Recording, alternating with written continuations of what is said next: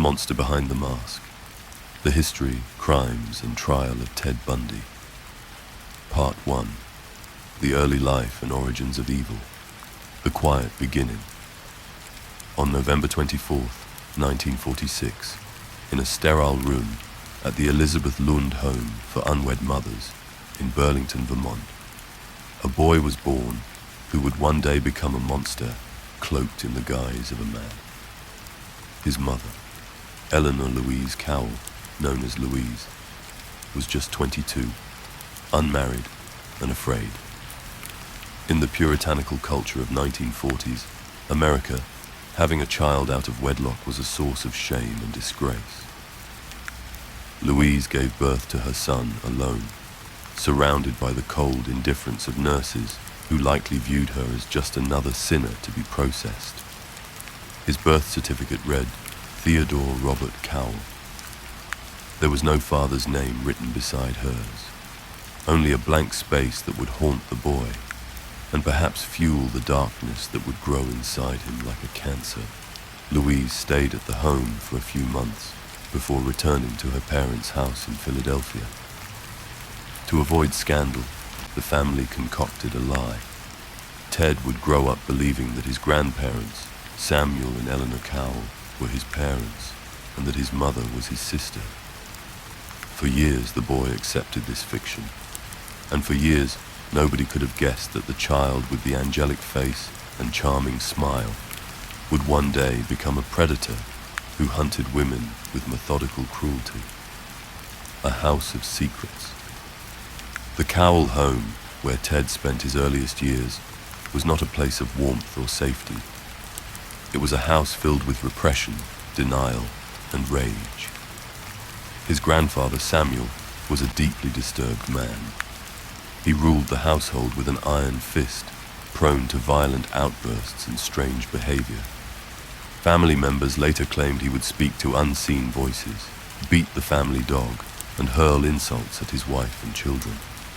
He reportedly kept a collection of pornography in his attic, which Ted may have discovered. His grandmother, Eleanor, was a nervous woman who suffered from depression and spent much of her time bedridden. For a boy of tender years, these were not the steady hands of loving parents. They were fractured, volatile figures who cast long shadows. Ted himself would later describe moments of eerie detachment. Neighbors remembered him as quiet and polite, yet there were unsettling incidents that betrayed a darker nature. An aunt once awoke from a nap to find herself surrounded by knives, with young Ted standing at the foot of the bed, watching her with a strange expression. What kind of child does that? The seeds were already sown. The face. He showed the world. When Ted was about 4, his mother left Philadelphia and moved to Tacoma, Washington, taking her son with her. She eventually married a hospital cook named Johnny Bundy, and Ted took his stepfather's surname. Outwardly, the family seemed modest but stable. Ted attended church, did well in school, and worked odd jobs. Neighbors remembered him as shy and intelligent, though somewhat aloof. He joined the Boy Scouts. He delivered newspapers. To the casual observer, he was just another American boy growing up in the post-war years. But inside, something else churned. Later in life, Bundy would admit that he never felt close to Johnny Bundy, whom he saw as weak and uninspiring. He felt superior, even as a boy. His stepfather worked long hours to support the family, yet Ted seemed to despise him for his ordinariness. There were already cracks in the mask, the doppelganger within. During adolescence, Bundy discovered that he was not who he thought he was. He found out, perhaps by overhearing relatives or by digging into records, that Louise was not his sister, but his mother, that the people he called parents were his grandparents, that his very identity had been a lie.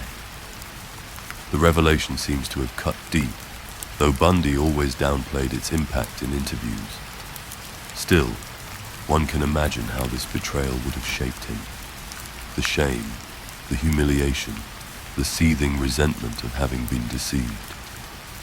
By his teen years, Bundy had begun to withdraw. He became fascinated with pornography, especially violent and sadistic material. He would later admit to prowling through trash cans and alleys in search of discarded magazines. His private fantasies grew darker, more elaborate, more dangerous. Yet he retained the ability to charm others when it suited him. Teachers saw him as bright, though unmotivated. Girls sometimes described him as cute, but awkward and intense. He had no close friends, no confidence. Even then he was two people, the public Ted, smiling and polite, and the private Ted, whose thoughts were already turning toward cruelty. University days and the all-American facade. In 1965, Bundy enrolled at the University of Puget Sound and later transferred to the University of Washington in Seattle, where he studied psychology. By outward appearances, he was finding his way. He dressed well, spoke eloquently, and seemed to be climbing the social ladder. It was during this time that he began a relationship with a young woman, often identified in books as Stephanie Brooks, a pseudonym. She was everything Ted wanted. Beautiful, wealthy, sophisticated.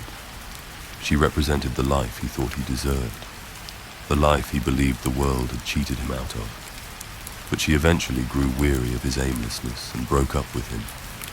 This rejection seems to have cut him to the core. Years later, after remaking himself into a more polished and ambitious man, he lured her back into a brief reconciliation, only to abruptly break up with her himself, savoring the moment of power and revenge. This cruel game would foreshadow the pattern of his murders: control, domination, the illusion of love followed by the reality of death. The first glimpses of the predator. In the late 1960s, Bundy began volunteering at a suicide crisis hotline in Seattle. His co-workers, including author Ann Rule, who would later write a best-selling book about him, remembered him as kind and empathetic. He spoke to desperate people in their darkest hours and talked them back from the brink of death.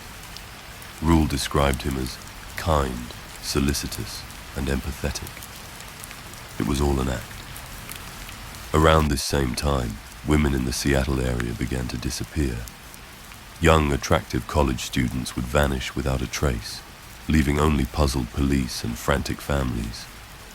Nobody suspected that the boy who helped save lives on the phone at night was also prowling the streets and woods, hunting women like prey. The mask was slipping, but nobody yet saw what lay beneath. The darkening path. During this period, Bundy began experimenting with more overt forms of deviance. He became a peeping Tom, lurking outside the windows of women's homes and watching them undress. He stalked women on campus, following them into libraries or parking lots, studying them like a predator studies a herd.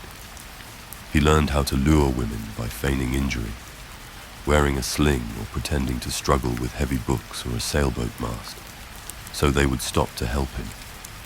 And once they did, he would lead them to secluded places where they were never seen alive again. What struck those who would later study him was how ordinary he seemed. He was handsome, but not extraordinary, charming, but not irresistible. He blended in, and that was his power. The quiet boy from Vermont, the shy teenager from Tacoma, the polite psychology student. He had become a chameleon, hiding in plain sight. He would later boast that he could walk through a crowded mall with a severed head in his bag and nobody would notice. And he was right. A note on nature and nurture. For decades, psychologists have debated what made Ted Bundy what he was. Was he born a killer with a brain wired for violence? Or was he made into a monster by his upbringing? The abuse, the lies, the rejection, the humiliation. The truth is likely both. His childhood set the stage. The brutality of his grandfather, the deception about his parentage, the social rejection, but his own choices, his own perversions, his own sadism. Those were his own. Even as a child, the signs were there. The knives at his aunt's bed, the voyeurism, the fascination with control and fear. These traits, combined with his intelligence and charm, made him something new, something more dangerous than an ordinary killer. He was a predator who could look you in the eyes and make you believe he was your friend, even as he plotted to destroy you. Closing the first chapter. By the early 1970s, Ted Bundy had constructed his mask so well that nobody suspected the truth. He attended law school. He volunteered for political campaigns. He became a rising star in the local Republican Party in Washington. He shook hands with governors, spoke eloquently at meetings, and planned for a bright future. But at night, he prowled the streets and woods. At night, he fantasized about blood. At night, he practiced what he would soon perfect. The boy who grew up in a house of lies and shadows had become a man ready to make others suffer for his pain, ready to impose his will on the world. In 1974, he began killing in earnest. The reign of terror had begun. Part 2, The Reign of Terror, A Date with Darkness.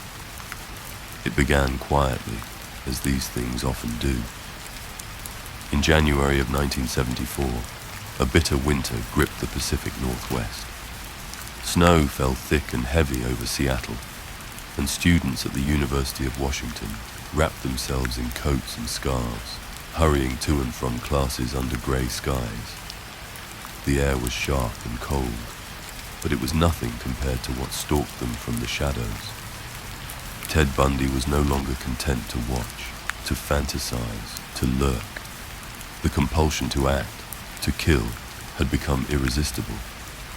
On the night of January 4th, he slipped into the basement apartment of 18-year-old Karen Sparks, a dancer and UW student. She was asleep when he struck her with a metal rod from her bed frame and sexually assaulted her with a foreign object. Karen did not die that night, but she was left in a coma for 10 days and suffered permanent brain damage. The escalation had begun. The vanishing girls of Washington. In the months that followed, young women began disappearing at an alarming rate from campuses and neighborhoods in the Seattle area. All of them fit a similar description. White, attractive, slender, long-haired, usually parted in the middle. Eerily similar to his college girlfriend, Stephanie Brooks. On February 1st, Linda Ann Healy, a popular UW student who prepared ski reports for local radio stations, vanished from her basement bedroom. Her bed was neatly made, but her pillowcase was stained with blood, and her nightgown was found in a laundry hamper. Her body would not be found for months. In March, Donna Gail Manson, a 19-year-old student at the Evergreen State College in Olympia, disappeared while walking to a concert. In April, 18-year-old Susan Elaine Rancourt vanished from Central Washington State College after attending an evening meeting. On the same night, 2 other young women reported being approached by a man with his arm in a sling who asked for help carrying books to his car. In May, Roberta Kathleen Parks left her dorm at Oregon State University to have coffee with friends, but never arrived. In June, Brenda Carol Ball disappeared after leaving a tavern south of Seattle. And then, the brazen daylight abductions. The devil in broad daylight. By July 1974, Bundy's confidence had grown. He no longer waited for nightfall or deserted streets. On Sunday, July 14th, under the summer sun, 2 women disappeared from Lake Sammamish State Park, crowded with thousands of people enjoying the holiday weekend. At around noon, Janice Ott, a 23-year-old probation caseworker, left her towel and bicycle on the beach and was last seen walking away with a man who wore a sling and introduced himself as Ted. Later that same afternoon, 19-year-old Denise Nasland left her friends to use the restroom and never returned. Witnesses told police about a good-looking young man with his arm in a sling who asked women to help him load a sailboat onto his car, a tan Volkswagen Beetle. For the first time, they had a name, Ted, and they had a description of the car, the Utah murders. With Seattle becoming too hot, Bundy moved to Salt Lake City in the fall of 1974 to attend law school at the University of Utah. But he could not stop killing. On October 2nd, he abducted 16-year-old Nancy Wilcox, who was never seen again. On October 18th, Melissa Smith, the 17-year-old daughter of the police chief in Midvale, disappeared. Her body was found 9 days later in the mountains. On Halloween night, 17-year-old Laura Ann Aime vanished after leaving a cafe. Her body was later discovered with evidence of brutal assault. The killings continued through November. Bundy abducted 18-year-old Carol DeRonch from a shopping mall parking lot, pretending to be a police officer investigating a break-in. He handcuffed her, but she managed to escape, one of the few who would survive his clutches. Later that same day, he abducted and killed 17-year-old Deborah Kent, who disappeared from a high school theater parking lot. Her body would not be fully recovered for decades. The predator perfects his hunt. Throughout late 1974 and early 1975, Bundy refined his methods. He would stalk women in libraries and parking lots, pretending to be injured or needing help, exploiting their kindness and vulnerability. He wore slings, fake casts, and even crutches to disarm suspicion. He drove his unassuming tan Beetle, its passenger seat removed to create more space to subdue and transport his victims. After striking them unconscious, often with a crowbar or tire iron, he would handcuff them, drive them to secluded areas, and commit acts of unspeakable violence. Many of his victims were strangled, some were decapitated, some were sexually violated even after death. Bundy admitted later to returning to his dumping grounds to lie with the bodies as they decayed. These details emerged years later, but by 1975, investigators already suspected something monstrous was at work. Missing women piled up across several states: Washington, Oregon, Utah, Colorado, all eerily similar in age and appearance, and all vanishing without a trace. The Colorado murders and first arrest. In early 1975, Bundy moved his hunting ground to Colorado. On January 12th, 23-year-old Corinne Campbell disappeared from a hotel in Aspen while on a ski trip with her fiancé and his children. Her body was later found in the snow, showing evidence of a savage beating and sexual assault. In March, Vail ski instructor Julie Cunningham vanished while walking to meet a friend. Bundy would later confess that he lured her away, strangled her, and buried her in a remote area. In April, 25-year-old Denise Oliverson disappeared while riding her bike in Grand Junction. And in June, Susan Curtis, a 15-year-old from Bountiful, Utah, was last seen at a youth conference at Brigham Young University. Bundy's confidence and brazenness grew with every kill, but so did his carelessness. On August 16, 1975, Bundy was pulled over by police in Granger, Utah, for a routine traffic stop. Officers noticed burglary tools, including handcuffs, a ski mask, a crowbar, and trash bags, in his car. It was enough to arrest him on suspicion of burglary. What they did not yet know was that they had just caught one of the most prolific serial killers in American history. The mask begins to slip. As detectives pieced together evidence and witness testimony, including Carol DeRonch's harrowing escape and her description of Officer Roseland, who drove a tan Beetle, Bundy became a prime suspect. He was charged with the attempted kidnapping of Carol DeRonch and sentenced to prison in Utah. Meanwhile, Colorado authorities linked him to Corinne Campbell's murder and extradited him to Aspen to stand trial. In Aspen, Bundy, representing himself, managed to escape custody during a court recess by jumping out of a second-story window and fleeing into the mountains. He evaded capture for 6 days before being recaptured. Yet even behind bars he plotted. In December 1977, after sawing a hole in the ceiling of his cell, Bundy escaped once again, this time vanishing into the night and heading east. Florida, the final carnage. By January 1978, Bundy had resurfaced, this time in Florida, far from the reach of investigators in the West. On the night of January 15th, he broke into the Chi Omega sorority house at Florida State University in Tallahassee. In a frenzy of violence, he bludgeoned and strangled 2 young women, Lisa Levy and Margaret Bowman, and brutally assaulted 2 others, leaving them for dead. Still not satisfied, Bundy attacked another woman, Cheryl Thomas, in her nearby apartment that same night, leaving her with permanent injuries. The final known victim came on February 9, 1978, when Bundy abducted 12-year-old Kimberly Leach from her school in Lake City. Her body was found weeks later in a pig shed, showing signs of rape and strangulation. The manhunt ends. By February 15, 1978, Bundy's luck had run out. He was stopped by police in Pensacola while driving a stolen car. This time, he did not talk his way out of it. The officers had no idea at that moment that they had captured the man responsible for more than 30 murders. Bundy was booked, fingerprinted, and finally contained.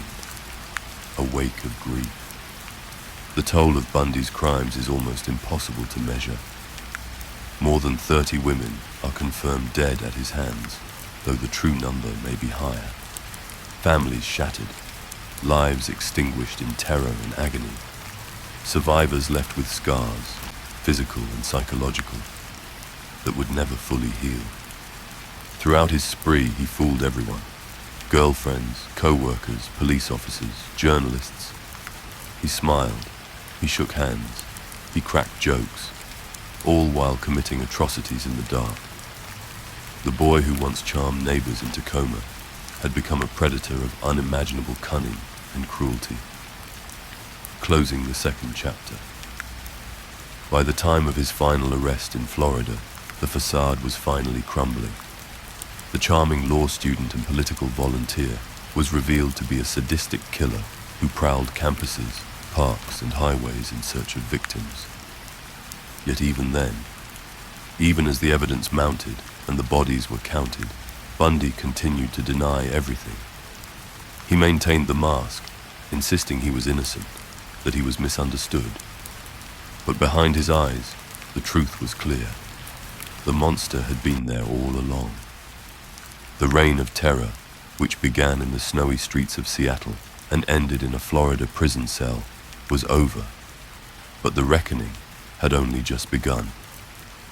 Part 3, The Trials and Theatrics, Florida, the final stage.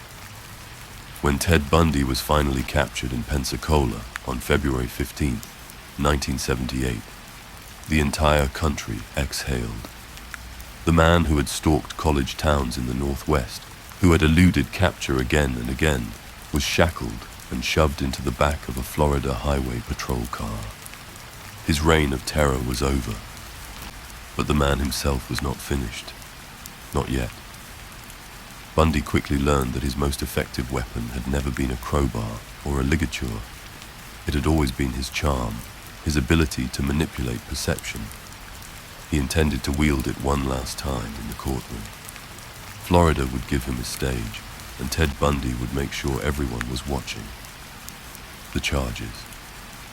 By the spring of 1978, Bundy faced a mountain of evidence linking him to the Florida killings. Witnesses placed him at the Chi Omega sorority house the night of the murders. Bite marks on victim Lisa Levy's body matched his teeth. Fibers from his clothing matched fibers at the crime scene. And he was tied to the abduction and murder of 12-year-old Kimberly Leach, by eyewitness testimony and physical evidence, Florida prosecutors decided to charge him with the Chi Omega murders first. They wanted him tried, convicted, and executed swiftly. Bundy, however, had other ideas. The showman emerges. From the moment he was brought before a judge, Bundy treated the proceedings not as a trial, but as theater. He fired his public defenders and insisted on representing himself, a move that allowed him to cross-examine witnesses, confer with the judge, and maintain access to evidence. This was not an act of desperation. It was an act of arrogance. Bundy still believed he could outwit the system, still imagined himself smarter than everyone else in the room. And to the astonishment of many, he performed well, at least at first. He spoke eloquently, dressed sharply, smiled at the cameras. When television crews arrived to broadcast the trial, one of the first nationally televised criminal trials in history, Bundy preened before the lenses. He was no longer just a defendant. He was the star of his own grotesque drama, the courtroom spectacle. The Chi Omega murder trial began in June 1979 at the Dade County Courthouse in Miami. The evidence was damning, but Bundy's courtroom antics often overshadowed the grim details. He treated jurors and reporters to a spectacle of contradictions. One moment, he'd deliver a blistering cross-examination of a police officer or witness, displaying his legal acumen. The next, he'd scowl and mutter under his breath, visibly rattled by testimony about the brutal injuries his victims suffered. At times, he seemed bored, doodling on yellow legal pads or flashing a conspiratorial smile at the cameras. Observers noted his vanity and strange self-confidence. Anne Rule, his former co-worker and later biographer, described watching him at the defense table. He sat with his head high, his back straight, smiling at the jurors as though he were at a cocktail party instead of on trial for murder. Some spectators, particularly young women, came to the courthouse every day to watch. They whispered that he was handsome, intelligent, misunderstood. Some of them even wrote him love letters. It was a chilling reminder of how effective his mask could still be, even after the truth was laid bare. The evidence mounts. But Bundy could not charm his way around the evidence. Forensic science, still in its infancy, became his undoing. Bite marks left on Lisa Levy's buttocks and breast matched Bundy's dental impressions perfectly. Bundy's hair was found in Chi Omega's sorority house. Fibers from the sorority house carpet were found on Bundy's clothing and in his car. Witnesses testified they saw him in the area before and after the attacks. Prosecutor Larry Simpson methodically dismantled Bundy's flimsy defenses. At one point, the jury was shown gruesome photographs of the victim's wounds. The veneer of Bundy's composure cracked, just slightly, as he stared at the images. The marriage proposal. One of the most bizarre moments came during the penalty phase of the Chi Omega trial. While questioning Carol Ann Boone, a longtime friend and romantic interest who testified on his behalf, Bundy suddenly asked her to marry him in open court. Under Florida law at the time, such a declaration in the presence of a judge constituted a legal marriage. Carol, flustered and smiling, said yes. It was a surreal and grotesque scene. A man on trial for the savage murder of 2 women and assault of 2 others, proposing marriage in the courtroom where their deaths were being judged. The verdict. On July 24, 1979, after less than 7 hours of deliberation, the jury returned with their verdict. Guilty of the murders of Lisa Levy and Margaret Bowman. Guilty of the attempted murders of Karen Chandler and Kathy Kleiner. Guilty of burglary and sexual battery. As the verdict was read, Bundy sat motionless, staring straight ahead. A week later, he was sentenced to death in Florida's electric chair, the Kimberly Leach trial. While awaiting execution for the Chi Omega killings, Bundy was tried again, this time for the kidnapping and murder of Kimberly Leach. The trial was held in Orlando in January 1980. The evidence was overwhelming. Eyewitnesses placed Bundy near the school where Kimberly was abducted. Her clothing was found in an abandoned building linked to him. Fibers from his clothing matched those on her body. This time, Bundy was less flamboyant, less defiant. He seemed weary, though still incapable of admitting guilt. On February 7, 1980, he was convicted of Kimberly's murder and sentenced to death. Again. The death row years. For nearly a decade after his convictions, Bundy sat on Florida's death row at Rayford Prison. He filed appeals, granted interviews, and continued to play games with the legal system. Even as the evidence mounted and his execution loomed closer, he denied responsibility. He spoke of injustice, of being misunderstood, of being railroaded. But as the years passed, his bravado began to erode. He grew gaunt, hollow-eyed. His once immaculate hair thinned and turned gray. In his final years, Bundy began to confess, not out of remorse, but in a desperate attempt to delay his execution.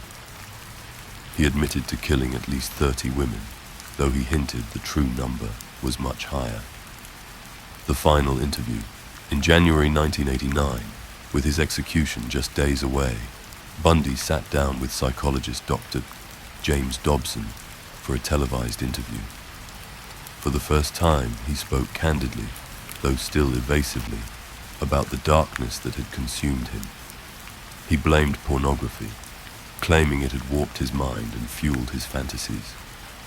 He spoke of compulsion, of a force within him that he could not control. But even then, he avoided taking full responsibility. He never shed a tear for his victims. Instead, he seemed to mourn only for himself. The execution. On the morning of January 24th, 1989, Ted Bundy was led from his cell to Florida State Prison's execution chamber. Outside the prison gates, crowds had gathered, some holding signs that read, "Burn, Bundy, burn." He was strapped into the electric chair, his head shaved, a black mask placed over his face. When the switch was thrown, 2,000 volts of electricity surged through his body. Smoke rose from his flesh. The monster was finally dead. At 7:16 a.m., Ted Bundy was pronounced dead. He was 42 years old. The crowd outside cheered as news of his death was announced. The aftermath. Bundy's death did not bring back the women and girls he murdered. It did not heal the wounds left in the hearts of their families, but it ended the spectacle. It silenced the man who had terrorized a generation, and it left behind a haunting question. How many more victims were there? And how many more men like him walk among us still, wearing masks of charm and normalcy? Closing the third chapter. Ted Bundy's trials were not just about justice. They were about unmasking a predator, forcing the world to confront the darkness lurking behind a handsome smile, an articulate voice. In the end, the mask was stripped away, and the man beneath was revealed for what he truly was. Not a misunderstood genius, not a tragic figure, but a cold-blooded killer, a parasite who fed on fear, pain, and death. His story is not just a cautionary tale. It is a mirror held up to our own vulnerability, our willingness to believe what we wish to believe about the people around us. Part 4. The psychological profile. If Ted Bundy's crimes were horrifying in their brutality, his mind was even more so in its contradictions. He was charming yet cruel, intelligent yet self-destructive, capable of feigned empathy but devoid of true remorse. Even after his death, psychologists, criminologists, and journalists have continued to study him, to ask, What made Ted Bundy? Was he born a monster or made into one? There are no easy answers, but in the wreckage he left behind, in the scattered memories of his childhood, in the patterns of his crimes, we find hints, glimpses of the pathology that consumed him. Early life, seeds of darkness. Ted Bundy was born Theodore Robert Coward on November 24, 1946, in Burlington, Vermont. He was illegitimate, a source of shame in his deeply religious family, and raised to believe his grandparents were his parents and his mother was his sister. This lie, and the confusion it sowed, may have laid the first stones of his fractured identity. Accounts of his early childhood are conflicting. To some neighbors and teachers, he was a bright, polite boy, shy but capable, but others recalled odd behaviors: stealing, voyeurism, cruelty to animals. Anne Rule, who knew him personally, later described him as a boy who appeared normal, but always seemed to watch from just outside the circle. Psychologists point to these early behaviors, deceit, manipulation, sadism, as precursors to the full-blown psychopathy that would later manifest. The mask of sanity. Perhaps Bundy's most terrifying trait was his ability to appear normal, even admirable. He was handsome, articulate, ambitious.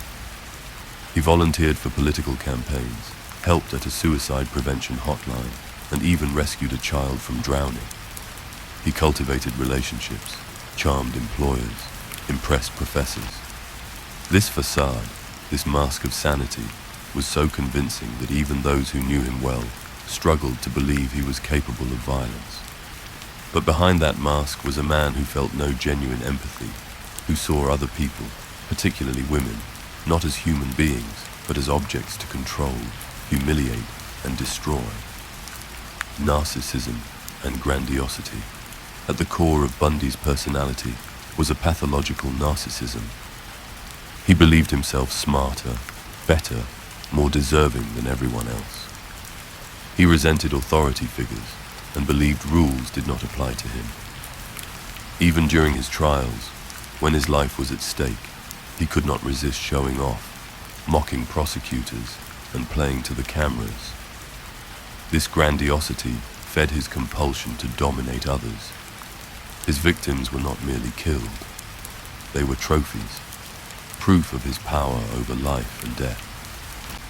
Bundy seemed to derive as much satisfaction from outwitting police and manipulating public opinion as from the killings themselves. The fantasy world. Bundy admitted, toward the end of his life, that violent fantasies had plagued him since adolescence. These fantasies, he said, became increasingly graphic and sadistic over time, until reality no longer satisfied him. He began to stalk women at night, peeping into windows, stealing personal items. The murders were, in many ways, the culmination of these fantasies. They were scripted performances, designed to fulfill the dark narrative he had constructed in his mind. Psychologists note that this escalation from fantasy to reality is common among serial killers. But Bundy's meticulous planning and psychological detachment made him unusually dangerous. Control and objectification. For Bundy, killing was not just about sex or violence. It was about control. He often chose victims who resembled his first serious girlfriend, Stephanie Brooks, perhaps attempting to symbolically punish her for rejecting him. He lured women by pretending to be injured or helpless, exploiting their kindness. Once they were in his power, he stripped them of agency, sometimes even returning to their corpses to violate them further. This necrophilic behavior suggests a profound inability to relate to others as equals, and a deep need to exert absolute control over his victims, even in death. Psychopathy, an antisocial personality disorder. Most experts agree that Bundy fits the clinical definition of a psychopath. Traits include superficial charm, able to mimic empathy and warmth when needed. Lack of remorse, never truly expressing guilt for his actions. Pathological lying, deceiving everyone around him, even when unnecessary. Impulsivity and irresponsibility, abandoning jobs, stealing cars, fleeing jurisdictions. Failure to accept responsibility, blaming pornography, society, and even his victims rather than himself. Yet Bundy also demonstrated traits of sadistic personality disorder, deriving pleasure from inflicting pain and fear. His murders were not simply instrumental, they were expressive acts of cruelty and domination. Sexual sadism. Bundy's crimes were highly sexualized and sadistic. He admitted to being aroused by his victims' terror and helplessness. He often beat and strangled them, prolonging their suffering before killing them. Some victims were mutilated, others decapitated. After death, he sometimes returned to their bodies, dressing them, posing them, and committing further violations, a grotesque extension of his need to possess and control. This behavior points to a deeply rooted paraphilic disorder, a merging of sexual desire with violence and death. The dual lives. Bundy's ability to compartmentalize, to live a double life, is one of the most chilling aspects of his psychology. On the surface, he maintained relationships, worked, and socialized. In private, he stalked, abducted, tortured, and killed. He could murder a woman one night and attend a political fundraiser the next, smiling and shaking hands. This compartmentalization allowed him to evade detection for years and to maintain his mask of normalcy even as his crimes escalated. A hollow man. Despite his outward confidence and charisma, Bundy was profoundly empty inside. He seemed incapable of genuine love, friendship, or connection. Even his relationships with women, like Elizabeth Klopfer and Carol Ann Boone, were transactional, serving his ego and needs. To Bundy, people were props in his personal drama, tools to be used and discarded. At his core was a void, a hunger that could never be satisfied, no matter how many lives he took. Reflections from Death Row. In his final days, Bundy offered scattered insights into his own psyche, though always filtered through self-interest and denial. He described himself as cold-hearted and acknowledged a compulsion to kill that he could not control. But he never expressed genuine remorse or empathy for his victims. Even his last-minute confessions seemed calculated, designed to delay execution and maintain control. His interviews revealed a man who was both deeply aware of his own monstrosity and completely unwilling to take full responsibility for it. Conclusion. The nature of evil. Ted Bundy remains one of the most infamous and enigmatic killers in history, not only because of what he did, but because of who he appeared to be. He shattered the comforting illusion that evil wears a monstrous face. Instead, he showed us that evil can smile, speak softly, and hold your hand. Psychologists continue to debate whether he was born a psychopath or shaped by environment, but the truth likely lies somewhere in between. A dangerous confluence of biological predisposition, childhood trauma, and personal choices. Epilogue. With his execution in 1989, Ted Bundy's physical presence in the world ended, but his shadow lingers. He remains a subject of fascination and horror, a case study in the capacity for cruelty that lies hidden beneath the surface of humanity. His story is not merely one of a man who killed, but of a society forced to confront the fragility of trust and the darkness that lurks behind even the most ordinary of faces. Part 5. Closing thoughts and legacy. The price of his crimes. When Ted Bundy was strapped to Florida's electric chair in the cold dawn of January 24, 1989, a chapter in American history closed. But the scars he left behind did not heal with his death.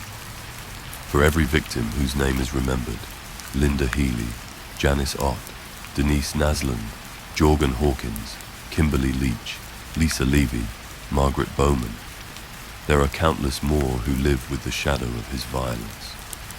Survivors who woke up in hospital beds, their jaws wired shut, their bodies broken. Families who waited decades for answers that never came. Communities that locked their doors and looked over their shoulders long after the headlines faded. Bundy's murders did not just take lives. They stole futures, destroyed trust, and planted fear deep in the collective psyche of America. A mirror held to society. Bundy's story remains compelling not because he was unique, but because he was ordinary. He walked unnoticed through cities, universities, and neighborhoods. He attended church, shook hands with politicians, and counseled desperate people on a suicide hotline, all while hiding a bottomless capacity for cruelty. We want to believe that evil is easy to see, that monsters reveal themselves. Bundy shattered that illusion. He exposed a sobering truth, that a killer can sit beside us on the bus, smile at us across a room, or kiss us goodnight, and we may never know. The culture of fascination. Even as Bundy's crimes horrified the nation, they also captivated it. Newspapers sold millions of copies detailing his exploits. Television cameras flocked to his trials, broadcasting his smirks and tirades into living rooms across the country. Young women mailed him love letters in prison, some offering to bear his children. This grotesque fascination raises uncomfortable questions. What does it say about us that we are drawn to men like Bundy? Why do we romanticize their cunning, their charm, even as we recoil from their deeds? Perhaps part of the answer lies in fear, and in the need to understand what seems incomprehensible. If we can put a name and a face to the darkness, perhaps we believe we can control it. But Bundy showed us that darkness wears many faces, and some of them look just like ours. Justice at last. Bundy's execution was greeted by cheers and applause from crowds outside the prison gates. Many held signs: "Burn, Bundy, burn, roast in hell." For some, his death was justice. For others, it was closure. But for many, it was simply not enough. Because no execution, no matter how swift or brutal, can undo the suffering of his victims or erase the terror he unleashed. Justice, in the end, is not about restoring what was lost. It is about drawing a line, saying, "This far and no further." It is about holding someone accountable, even when no punishment could ever be sufficient. Lessons learned. Bundy's case left behind lessons that have shaped law enforcement, psychology, and public awareness. His escape from custody and ability to cross state lines undetected exposed flaws in the justice system, prompting reforms in interagency communication and victim advocacy. His manipulations of the courtroom highlighted the dangers of underestimating a defendant's cunning. His ability to lure victims with charm and deceit forced society to confront uncomfortable truths about how predators operate. And his confessions, when they finally came, provided a chilling roadmap of a serial killer's mind, a guide that has helped authorities understand and catch others like him. The women who fought back. Amid the darkness of Bundy's story, there are moments of defiance and survival. Women like Kathy Kleiner and Karen Chandler, who endured his brutal attack at the Chi Omega house and lived to testify against him. Carol DeRonch, who escaped from his car after he tried to handcuff her, running into the street and alerting police. Women who came forward, who demanded justice, who refused to be silent. Their courage is a reminder that even in the face of incomprehensible evil, resistance is possible and necessary. The final word. Ted Bundy's life and death left behind a legacy of terror, fascination, and hard-earned lessons. But perhaps the most important legacy is not his name, but the names of those he tried to erase, the women and girls whose lives he stole or scarred. Bundy sought to dominate, to control, to render his victims invisible. But in the end, it is their names we must remember. It is their stories we must tell. It is their humanity we must honor, not the man who tried to take it away. And now finally, if I may, a selected poem by Edna Street, Vincent Millay. I am not resigned to the shutting away of loving hearts in the hard ground. So it is, and so it will be, for so it has been, time out of mind. Into the darkness they go, the wise and the lovely, crowned. With lilies and with laurel they go, but I am not resigned. Lovers and thinkers, into the earth with you. Be one with the dull, the indiscriminate dust, a fragment of what you felt, of what you knew. A formula, a phrase remains, but the best is lost. The answers quick and keen, the honest look, the laughter, the love. They are gone. They are gone to feed the roses. Elegant and curled is the blossom. Fragrant is the blossom. I know, but I do not approve. More precious was the light in your eyes than all the roses in the world. Down, down, down into the darkness of the grave. Gently they go, the beautiful, the tender, the kind. Quietly they go, the intelligent, the witty, the brave. I know, but I do not approve, and I am not resigned. Karen Chandler survived. Kathy Kleiner survived. Cheryl Thomas survived. Kimberly Leach, and perhaps many more, names we will never know, lives extinguished in silence. The darkness remains.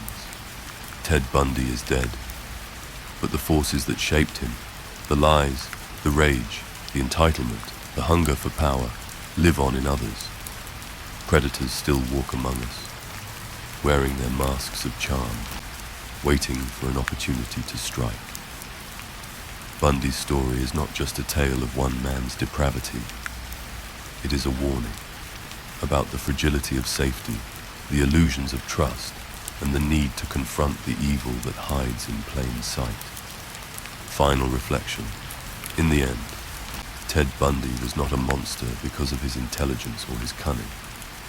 He was a monster because of his choices, and because of the cold delight he took in the suffering of others. No amount of charm or wit can disguise that truth. We study men like Bundy not to glorify them, but to understand them, so that we might recognize them sooner, stop them sooner, and perhaps prevent others from following the same path. He wore the mask of humanity well, but beneath it he was hollow. And when the mask was stripped away, we saw not just him, but the darkness that any of us, under the wrong circumstances, might face. A closing quote. We serial killers are your sons, we are your husbands, we are everywhere, and there will be more of your children dead tomorrow. Will you hear me now? Ted Bundy, final interview.